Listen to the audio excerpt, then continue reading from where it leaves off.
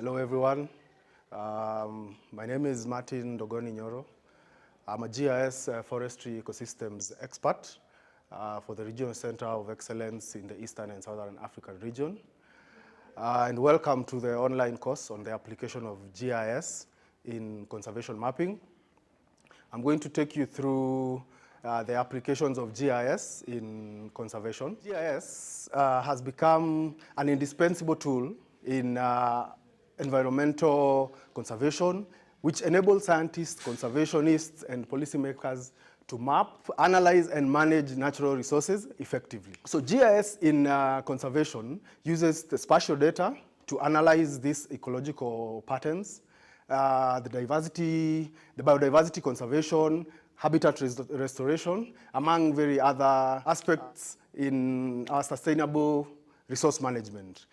It integrates the maps, satellite imagery, and other geospatial data to create a visual representation of the landscape and the ecosystems. Part of GIS applications is the mapping and monitoring of habitat loss. So this is done by you carry out a land cover classification and change detection analysis. This is where we integrate GIS and remote sensing through the use of satellite imagery or drone data to classify these land cover types, for example, the forests, the wetlands, grasslands, to detect the various changes over time. A time series of satellite imagery is usually analyzed in order to detect, for example, deforestation, if there is some places that undergo, the wetlands are changing, or there is urban encroachment in the various habitats.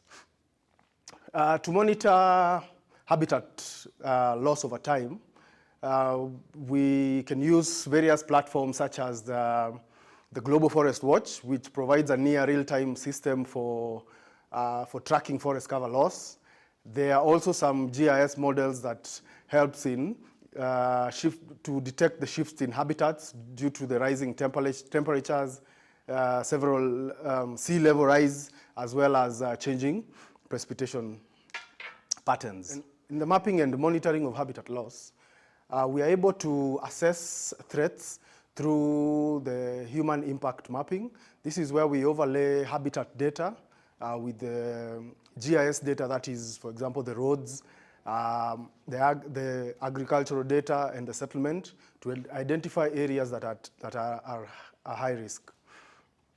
We are also able to identify corridors, wildlife corridors. This is with the help of GIS and remote sensing to design and also to connect the fragmented habitats, aligning the species and aiding in species migration.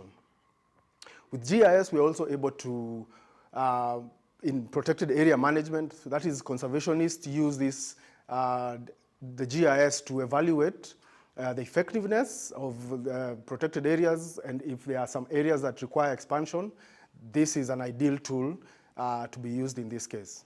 With GIS, we are also able to use to carry out community engagement and policy support through the use of interactive maps, such as web-based GIS platforms, dashboards, the ArcGIS online. This, I think, you have already been taken through to allow public participation in the conservation efforts. This data is also important in decision making because it's data-driven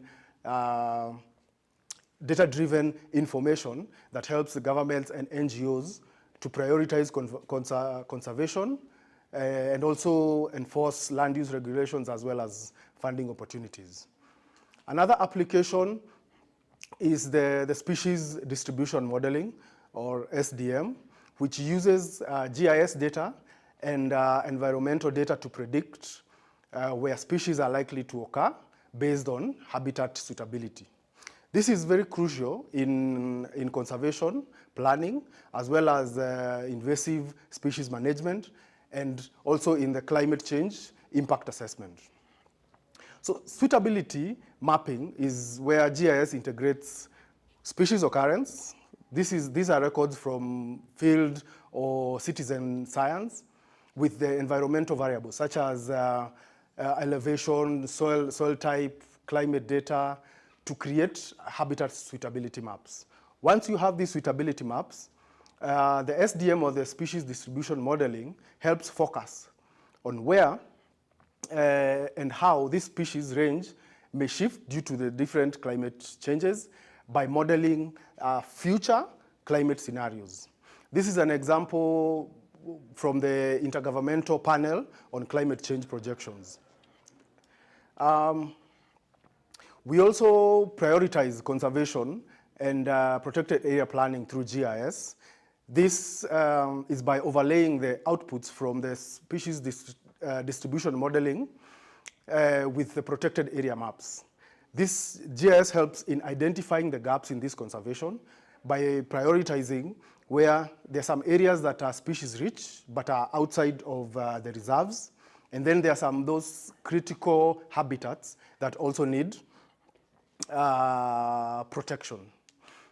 In terms of invasive species risk assessment, GIS-based species distribution modeling predicts where invasive species are or could spread and also helps in early intervention. Also in the restoration of ecology, SDM helps in identifying optimal sites for species reintroduction or the areas that have been degraded and require habitat restoration. SDMs are also important in biodiversity hotspot identification. By stacking multiple species distribution modeling, GIS is able to identify regions with high species richness or endemism. We are also, using GIS or using the species distribution model, we are also able to predict the future habitat loss. This could be the GIS models of future land use changes based on the trends. If an area has been showing changes in urban expansion or logging, in the future we are able to predict that this area is going to have limited species or habitat fragmentation. With species distribution modeling, we are also able to project habitat loss, and GIS is able to identify the species that are at high risk of extinction. Another application of GIS is the hotspot analysis for threat detection. Hotspot analysis is the spatial statistical technique that we use to identify areas with significantly high or low concentration of a particular phenomenon. This could be deforestation, this could be wildfires, poaching, habitat degradation, and many other phenomena. GIS plays a crucial role in detecting and mapping these areas and ecosystems.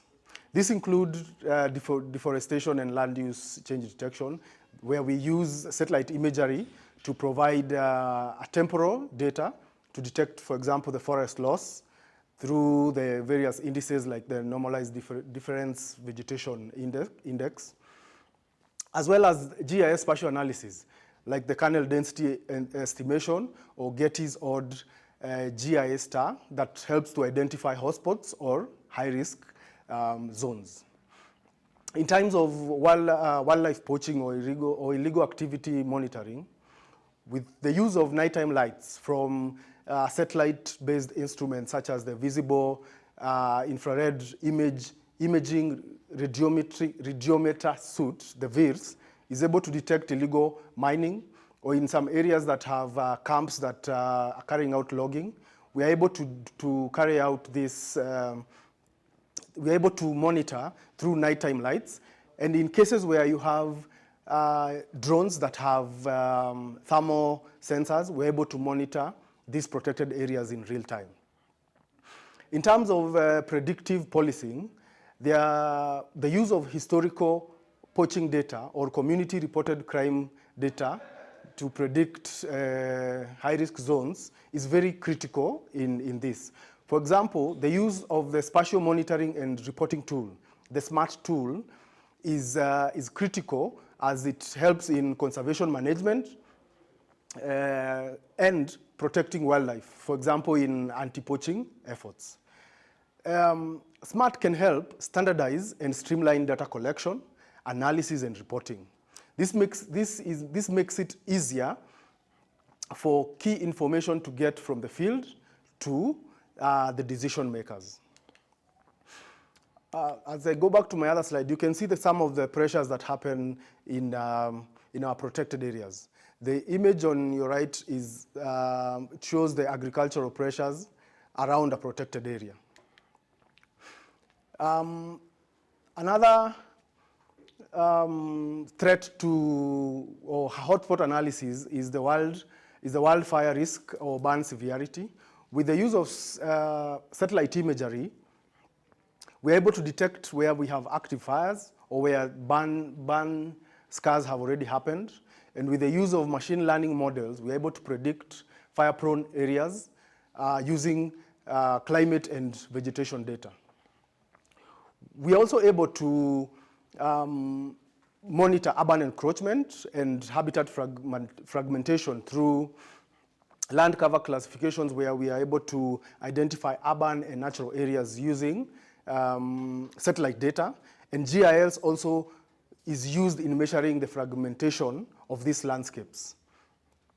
In terms of disaster management, satellite imagery, for example, the synthetic aperture radar, is able to capture areas that experience floods, and the use of GIS models, GIS elevation models, land use and rainfall patterns, we're able to detect the areas that are flood-prone hotspots. Another application is on the wildlife corridor planning. This is critical. These wildlife corridors are a critical landscape to connect fragmented habitats. This, which allows the movement of species between different protected areas or ecosystems. The planning and monitoring of these corridors requires spatial data that is accurate, and as well as temporal data that comes in day in and day out. This is effectively provided by these technologies of GIS and remote sensing to provide information for decision making, where we are able to, or where and how we are able to establish these wildlife corridors. In terms of habitat mapping and suitability modeling, GIS is able to combine multiple layers using various approaches, such as the multi-criteria evaluation to determine the suitability of habitats for wildlife. In terms of corridor modeling and connectivity analysis, using analysis such as the least cost path analysis, GIS is used to calculate the most energy efficient or risk-free path between habitats, as well as the use of network analysis that builds a graph of habitat nodes and links to optimize connection and assess corridor robustness. And with these wildlife corridors, we need to establish and maintain wildlife corridors either on land, in water, or even in the air, to make sure that we protect our wildlife, reconnect all the fragmented areas, and help these animals adapt to climate change. That is the end of my presentation. Thank you very much. Follow our social media pages. We have our geo portal. We have, you can scan the QR code to access the community to ask as many questions as you'd like. Thank you.